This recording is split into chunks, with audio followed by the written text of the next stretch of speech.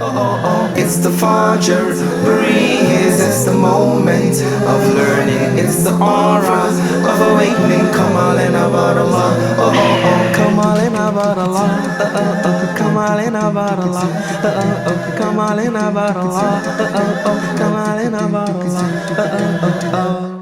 Assalamu alaikum wa rahmatullahi wa barakatuh. In the name of Allah, the most gracious, the most merciful.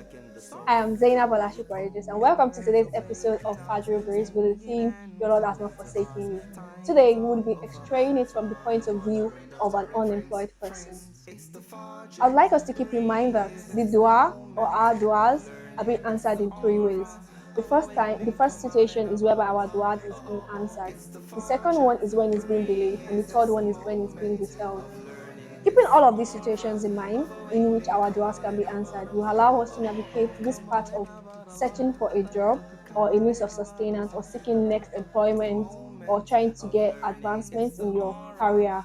Keeping this in mind as we search for the next job, the next employment, the next means of sustenance will help us remain in the state of gratitude. Why do we need to stay grateful at the point of where we're trying to ask Allah for something that is so dear to us? We need to stay grateful and remain in the position of gratitude because it helps us to see the good in our current situation. It makes us feel less pressured in our current situation, such that when goodness comes to us, even if it's not the kind of good that we want or the kind of good that we seek, we are able to see the goodness of that time. And then it keeps us in constant gratitude to Allah subhanahu wa ta'ala. It makes us remember Allah from a point where we'll be able to appreciate Allah for His other blessings and mercy on us.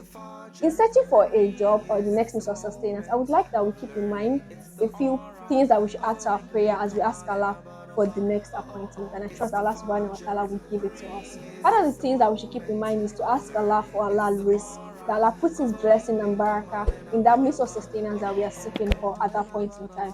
We should also pray for Him to guide us in means of sustenance from a source that will not make us compromise our Islam, that will not take us away from this part of our Islam, and that will keep us steadfast in our worship towards Him. We should also ask for a source or a means of sustenance from a source that would allow us to be charitable to those around us and those in need. But all of this is what put barakah in our means of sustenance and makes it of very harmful benefit for us in this world and the next. Going back to the fact that we understand that our duas can be answered in different ways and believing that the promise of Allah subhanahu wa ta'ala is one that would always pass by. Like Allah subhanahu wa ta'ala said in the Quran, وَلَسَوْفَ يُؤْتِيكَ رَبُّكَ فَتَرْضَىٰ.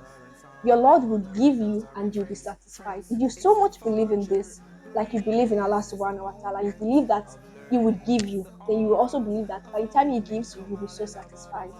Thank you for joining us on today's episode of Fajr Breeze. We'd love to have you for another amazing session tomorrow. Bismillah. Assalamu alaikum wa rahmatullahi wa barakatuh. Come on in about Allah, come on in about Allah, come on in about Allah, come on in about Allah.